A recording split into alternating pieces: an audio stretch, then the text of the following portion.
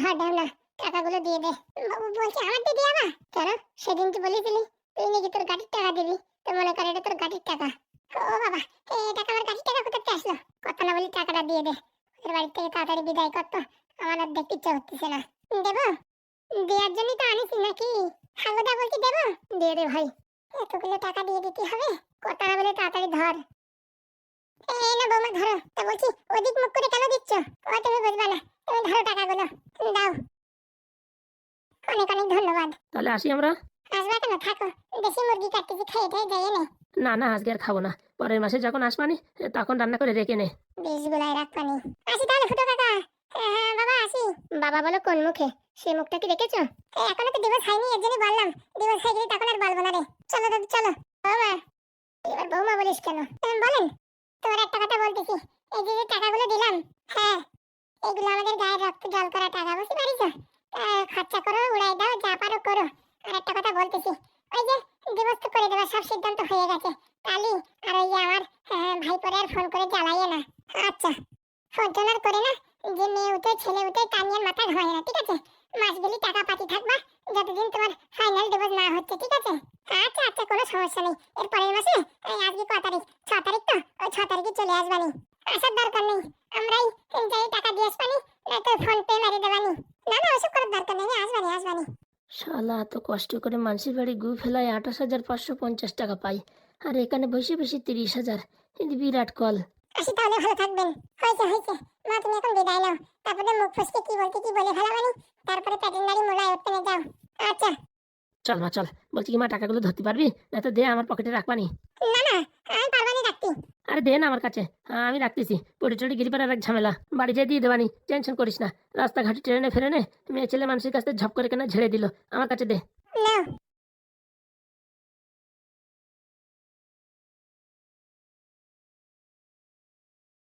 বলছি এতগুলো টাকা দিয়ে দিতে হলো ফুটোদা, কি আর করবি? বাহুদা, মন খারাপ কেন? বৌমা চলে যাচ্ছে না টাকা চলে যাচ্ছে? ওরম বৌমা 10টা যাক, তাতে কোনো দুঃখ নেই। কষ্ট করে টাকা 30,000 টাকা গুছাইছিলাম, সে টাকা এখন দিয়ে দিতে হলো। তার জন্য তো আমি পিছন দিক ফিরে টাকাটা দিলাম। কেন পিছন দিক ফিরে টাকা দিলে কি হয়? শুনেছি পিছন দিক ফিরে টাকা দিলি পারে যে টাকা দিতে সেই টাকা নাকি আবার ফেরত চলে আসে। কি বলছিস, সেটা সম্ভব? তুমিও আছো মাইরি, এ কোনদিন সম্ভব হয়? হ্যাঁ, দিয়া টাকা আর কোনদিন আসে? আসবে আসবে, দেখো টাকা আবার ফেরত আসবে। এইসব আবহাওয়া কথা তোর বলে কি দা শুনি? আজ পর্যন্ত আমি যত টাকা দিছি সব আমি ফিরে পাইছি। মানে একদিনের মুদিখানার দোকানে আমার টাকা দেওয়ার ইচ্ছা ছিল না, 50 টাকা বাবার দিয়ে এরম ফেলে ঘুরিয়ে দিছি। ও বাবা, বাড়ি আসতে আসতে দেখি কি রাস্তার উপরে 50 টাকা পড়া। এ কোন দিন হয়? ও তো ভুল ভবিষ্যৎ পায়ে গেছিস, তাই বলে এখন সত্যি মনে করছিস? তুমি দেখে না, এই টাকা যদি ফেরত না আসে তাহলে আবার বললো সত্যি আসবে ভাই? তুমি খালি দেখো হাগুদা, টাকা দৌড়াই দৌড়াই আসবে। এইসব আমি আজগুবি কথা বিশ্বাস করি না। ঠিক আছে, যখন আসবে তখন তোমার হাতেই প্রথম দেবো, দেখি বললো। ঠিক আছে দেখ পানি, কতগুলো টাকা দিয়ে দিতে ইচ্ছা করতেছিল না, আমার মনে হয় দিতে ইচ্ছে করতেছিল, এর জন্য তো আমি তোর দিয়ে দিয়ালাম। আমি কি দিতে পারতাম না? কিন্তু এত কষ্টের টাকা এইভাবে ফাও দিয়ে দেবো তা কোনোদিন হয় না। কি আর করবো, তার জন্য ওই নতুন টেকনিক অ্যাপ্লাই করে দেখলাম টাকা ফেরত আসে কিনা। টাকা যদি ফেরত আসে না, আমার তরফেতে পার্টি, যত খাবি বাংলা তত খা। আজকে আমার তরফেতে বাংলা, চলো 3 জনের 3 দে। বলছি হ্যাঁ দাদা, আমি যদি খাই না আর বউ জানতে পারলি না, কটা দেবার হবে? তুমি আছো, এই বিবাহিত মানুষ কেন বলো? এটা কিরকম কথা হলো? ঠিকই হয়েছে, আমি বিয়ে করেছি বলে এখন আমার অন্য দলে ফেলাই দেবা? তুই শালা যদি একটা বাংলা না খাতি তুই কিরকম বন্ধু? হ্যাঁ, আর বউর ভাইতে তুই বাংলা খাবি না? ছি ছি ছি ছি, বাংলার অপমান করলি রে, বাংলার অপমান করলি। চল ফুটো, আমরা দুজনে খাই, চলো। বলছি আমি তো খাবো, কেতা মুড়ি দিয়ে থাক তুই। শালা আজকে বিয়ে করার জন্য এত কথা শুনতে হলো, যা বলে তা বলে, বউধাই কেলান খাওয়া যাবে না। এমনি বন্ধুদের কাছে বেশি কথা শোনা ঠিক আছে, কিন্তু বউর কাছে কেলান খালি গ্রামের লোকজন জাতি বললি মান সম্মান থাকবে না। যাই দেখি ওদিকে গিন্নি থালা বাসন করে রাখিছে, সেগুলো ধুয়ে দিই।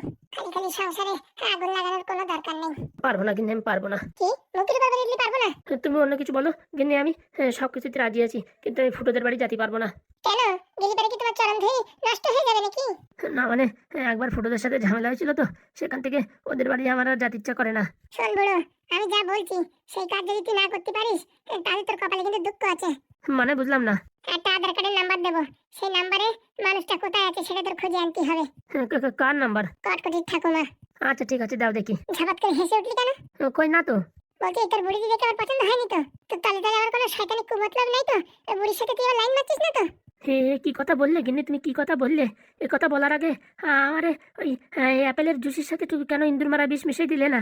সে তো দেবো, যদি কোনোদিন তুই বুঝতে পারি যে তুই অন্য কারোর সাথে লাইন মারার চেষ্টা করছিস, সেদিন আপেলের জুস না, তোর এই নিমির পাতার সাথে ইন্দুর মারা বিষ মিলিয়ে দেবো, বুঝতে পারিস? শুধু শুধু গিন্নি তুমি আমার উপর সন্দেহ করো। কদম, ওই নাম্বারটা লিখে দাও তো। অলরেডি লেখা আছে ম্যাডাম, দিচ্ছি দাঁড়ান। এই যে ম্যাডাম ধরেন। এনা ধরো, এই যে নাম্বারটা দিলাম কটকরি ঠাকুমার নাম্বার। কটকরি ঠাকুমা কোথায় আছে খোঁজ না পাওয়া অব্দি বাড়ি আসবি না বলে দিচ্ছি। তাই কি তুই 2 দিন লাগাস, 3 দিন লাগাস, আর 1 দিন লাগাস, ঠিক আছে? ওর ঠাকুমার খবর নিয়েই তবেই বাড়ি আসবি, নয়তো এই ভিতরে তোর জায়গা নাই। বলছি গিন্নি, এমন করে বলছো মনে হচ্ছে কটকটি ঠাকুমারা আমি সারি রাখিছি। বলা যায়, তুই তো রাখতে পারিস। কি কথা বলছো তুমি? তাহলে প্রমাণ কর যে তুই রাখিস নি সেরে। আচ্ছা আমি ঠিক খবর নিয়েই আসবো কটকটির ঠাকুমা কোথায় আছে, না হলে এ বাড়ি আমি আর আসবো না। মনে থাকে জানো। ঠিক আছে। বলছি ম্যাডাম, আপনার স্বামীকে ওইভাবে উত্তেজিত হয়ে বললেন কেন? ওরে খোঁচা না মারলে কাজ হয় না। যেমন বল্লারটাকে খোঁচা না মারলি মানুষের শান্তি হয় না, তেমনি ওরে এরকম জব্বর ভাবে না বললি পারে ওর কানে জল ঢোকে না। আপনার কি মনে হয় ওই ফুটোদের বাড়ি থেকে আপনার স্বামী ওই কটকটির ঠাকুমার খবর আনতে পারবে? আনবে, তুমি দেখে নিও। আর বড়রে ওরকম দেখলি মনে হয় কি হবে, বুঝিস? নেঙা ওদিও শয়তান আছে, আজ পর্যন্ত যেসব কথা আমার দিয়েছে সব কথাই রাখিছে। তাহলে তো খুব ভালো হয়ে যায়। কটকটির ঠাকুমারে যদি আপনি খুঁজে আনেন, কটকটি ওখান থেকে ছেড়ে দিয়ে এখানে চলে আসবে। বলছি আসবে তো? 100% আসবে। যেমন বলে না ভূতির আত্মা তোতার ভিতরে থাকে, তেমনি কটকটির আত্মা ওর ঠাকুমার ভিতরে। তো ঠাকুমা এখানে থাকলে পারে, কটকটি আর না ওই এমএলএর বাড়ি থাকতে পারে, ও বেড়া ভেঙে চলে আসবে। সত্যি এতদিন পরে একটা হাসির কথা বললে। কেন ম্যাডাম ঠিক বলিনি? ঠিকই বলেছো। বলছি ম্যাডাম চলেন তাহলে খাওয়া দাওয়া সেরে ফেলেন। চলো চলো চলো। দেখেন স্যার দেখেন কি হয়েছে বিনা, এই যে আমাদের টিউশনে পেপার হয়েছিল 200 মার্কসের, আমি 200 এর ভিতরে 199 পেয়েছি। বাবা ভেরি গুড, সবই আপনার জন্য। আমার জন্য হবে কেন? তুমি ভালো পড়াশোনা করেছো তার জন্য ভালো মার্কস পেয়েছো। না না স্যার, ভালো স্যার না পেলে পড়াশোনা যতই করুক মার্কস কি আসে? আপনি রাস্তা দেখিয়েছেন সেইভাবে পড়ছি, তাই এখন ভালো রেজাল্ট হচ্ছে। আরো ভালো করে পড়ো, দেখবা খুব ভালো রেজাল্ট হবে। বলছি স্যার একটা প্রশ্ন জিজ্ঞেস করবো? হ্যাঁ, একটা কেন 10টা বলো। না স্যার, এটা পড়াশোনার বিষয় না, একটু পার্সোনাল বিষয়। হ্যাঁ বলো। বলছিলাম স্যার আপনার ওই ডিভোর্সটা কি হলো? ওসব ছাড়ো, ওসব শুনলে পরে মাথা খারাপ হয়ে যাবে। না না স্যার বলেন না, স্যার বলেন না। আরে শোনো, ওই ডিভোর্স হয়ে যাবে, এখন টাকা ফাঁকা চাচ্ছে, 5-6 লাখ টাকা চাচ্ছে, বুঝেছো? তো এখন তো অত টাকা পেয়ে পারিনি, আর যে টাকা আছে সব টাকা দিয়ে দিলে হাত খালি হয়ে গেলে প্রচুর ঝামেলা। তাই ভাবছি কদিন পরে টাকা দিয়ে একবারে সই স্বাক্ষর করিয়ে নেবো। আর ওই যে গ্রামের লোকজন বলছে 6 মাস না হলে নাকি ডিভোর্স হবে না, তাই এখনো তো 6 মাস হয়নি, মাস 2 বাকি আছে। যতদিন আর কি 6 মাস না হয় কমপ্লিট, ততদিন আমার এই মাসে 30,000 টাকা করে দিতে হবে। তো এই মাসের টাকা বাবাই দিয়ে দিয়েছে, সামনের মাসের টাকা আবার দিতে হবে। বলছি তো আমার বাবা বলছিল তো স্যার যে বাবার কাছ থেকে টাকা নিয়ে নিতে পারতেন তো। হ্যাঁ একবার ভাবলাম নেবো, তারপরে ভাবলাম না, আমার পেমেন্ট যখন ঢুকে গেছে আর কটা দিন অপেক্ষা করি। বলছি স্যার যদি আপনার ডিভোর্স হয়ে যায় তারপরে কি বিয়ে থা করবেন না? না না, এই দুঃখ যন্ত্রণা আর সহ্য হয় না, একাই বেশ ভালো আছি। এই দেখো তোমাদের বাড়ি থাকলেও কি আর কোয়ার্টারে থাকলেও কি রান্না বান্না কিছু লাগছে না, টাইম মতন খাওয়া, কাজ বাজ করো, বাস, কোনো সমস্যা নেই। বলছি স্যার একটা কথা বলি? হ্যাঁ বলো। বলছি স্যার, হ্যাঁ বলো না। আমার না আপনাকে খুব ভালো লাগে। কি কথা বলছো তুমি? হ্যাঁ স্যার ঠিকই বলছি, আপনি যদি রাজি থাকেন তাহলে আমি মা বাবাকে বুঝিয়ে বলতে পারি যে আমাদের সম্পর্কটা মেনে নাও। হ্যাঁ নাও তোমার খাতা ধরো। কেন স্যার, আমি কি কিছু খারাপ বললাম? এই তোমার খাতা ধরো, আজকে তো তোমার আমি আর পড়াতে পারবো না, তোমার বাবাকে বলে দিও, না আমি বলে দেবো। এরকম কেন বলছেন স্যার? আমি কি কিছু ভুল বললাম? তোমার আমি স্টুডেন্ট ভাবি, সেই হিসেবে পড়াই, আর উপর থেকে স্যার, স্যারের মেয়ে, মানে তুমি আমার বোনের মতন, আর তুমি আমার এরকম কথা বলতে পারলে? বোন না হলে কি? আপনার বয়স আর আমার বয়সে বেশি তো পার্থক্য না। শোনো, পার্থক্য থাক আর না থাক, আজকে থেকে তোমার আমি পড়াতে পারবো না। ধরো তোমার বই খাতা। প্লিজ স্যার, ভুল হয়ে গেছে, আমি আর এসব কথাবার্তা বলবো না কোনোদিন। না না, এ কথা তোমার মা বাবাকে জানাতেই হবে। প্লিজ স্যার, আপনার হাতে পায়ে ধরছি, কাউকে বলবেন না, লজ্জায় আমি মুখ দেখাতে পারবো না। মা বাবা আমায় একদম ঘৃণা করবে। প্লিজ স্যার প্লিজ, মা বাবা ঘৃণা করবে। আর আমি যদি রাজি হয়ে যেতাম তাহলে যে করে হোক মা বাবাকে আমি মানাতাম, মা বাবাকে আমি যা বলি তাই শোনে। প্লিজ স্যার আপনি কিচ্ছু বলবেন না, তোমাকে আমি একটা স্টুডেন্টের নজরে দেখি, একটা বোনের নজরে দেখি, আর তুমি এরকম কথা বলতে পারলে? ভুলে গেছি স্যার, আর কোনোদিন বলবো না। না না, আমি তোমাদের কাউকে পড়াতে পারবো না, তোমার ব্যাচে যারা যারা আছে সবাইকে বলে দাও স্যার আর পড়াবে না। প্লিজ স্যার এরকম করবেন না স্যার। না না, আর পড়ানোর কোনো প্রশ্নই ওঠে না, ধরো তোমার খাতা ফাতা, এরকম বলবেন না স্যার। শোনো, তোমার মাথায় একবার যা ঢুকেছে, বুঝতে পেরেছো? ওটা যতদিন না বেরোবে ততদিন তোমার আমি পড়াবো না, আর তোমাদের বাড়ি আমি থাকবো না। প্লিজ স্যার, আপনি বাড়ি ছেড়ে যাবেন না স্যার। এবারের মতো আমাকে ক্ষমা করে দিন প্লিজ। মা বাবাকে বলবেন না, তাহলে কিন্তু আমার ভীষণ ভোগবে। শোনো, তুমি যে কথা বলিছো এর জন্য তোমার পানিশমেন্ট। আপনি যা বলবেন আমি তাইতে রাজি, কিন্তু স্যার আমাদের বাড়ি ছেড়ে যাবেন না। কালকে আমি রাখি কিনে আনবো, বুঝতে পারিছো? আমার হাতে রাখি বান্ধা বলে দিচ্ছি। আচ্ছা স্যার, আপনি যা বলবেন তাই, মনে থাকে যেন। এই ধরো, এরপরে যদি কোনোদিন এইসব কথা তোমার মুখ দিয়ে শুনি না, সেদিনই বাড়ি ছেড়ে চলে যাবো। আর তোমার মা বাবারও সব কথা খুলে বলবো, কিন্তু বলে দিচ্ছি আমার জীবনে বিয়ে একবার হয়েছে, আর আমি কোনোদিন করবো না, বুঝতে পেরেছো? ওটাই আমার শেষ বিয়ে। আচ্ছা স্যার, ভুল হয়ে গেছে স্যার। এই না ধরো, আর জীবনে ভালো করে পড়াশোনা করো। মা বাবার অনেক পয়সা আছে বলে এইভাবে হাবি জাবি কাজ করো না, বুঝতে পেরেছো? কষ্ট কি জিনিস একটু বোঝো। আমরা গরিব ঘরে জন্মগ্রহণ করেছি, নুন আনতে পান্তা ফুরাই, বুঝতে পেরেছো? আর তোমার কাছে সব ফ্যাসিলিটি আছে, যা বলছো তাই দিচ্ছে বাড়ির থেকে, যা চাইছো তাই। টিউশন বলো, মাস্টার বলো, কোনো কিছুতে অসুবিধা নেই। আর আমাদের নুন আনতে পান্তা ফুরাই, এরকম পরিস্থিতি। তাই জীবনে মানুষের মতো মানুষ হও, এসব প্রেম ভালোবাসার দিকে এগোয়ো না। আমায় বলেছো আজকে, দুদিন পরে অন্য কাউকে ভালো লাগবে তাকে বলবা, কিন্তু যেদিন থেকে প্রেম ভালোবাসা করবো পড়াশোনা গোল্লায় যাবে, আর সব কিছু একদম শেষ হয়ে যাবে। মনে রাখো এই কথাটা, আগে নিজের পায়ে দাঁড়াও, তারপরে প্রেম ভালোবাসা অনেক হবে। আর এই পৃথিবীতে ভালোবাসা বলে কিচ্ছু হয় না।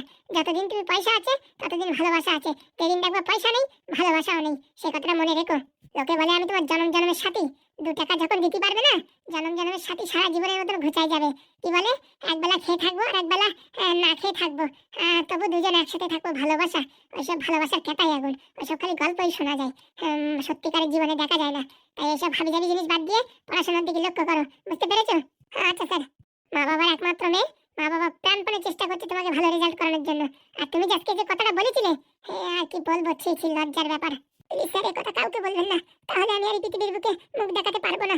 আমি কাউকে বলবো না। আর যা বললাম, কালকে রাখি আনবো, আমার হাতে রাখি বেঁধে দেবা। আচ্ছা স্যার, যাও এখন কান্নাকাটি বন্ধ করে পড়াশোনা করো, কালকে আবার তোমাদের পড়ানো আছে। কেন স্যার, আজকে বিকেলে পড়াবেন না? আজকের পড়ানোর মানসিকতা নেই, ঠিক আছে? তোমারও মন মানসিকতা ভালো না, আমারও ভালো না।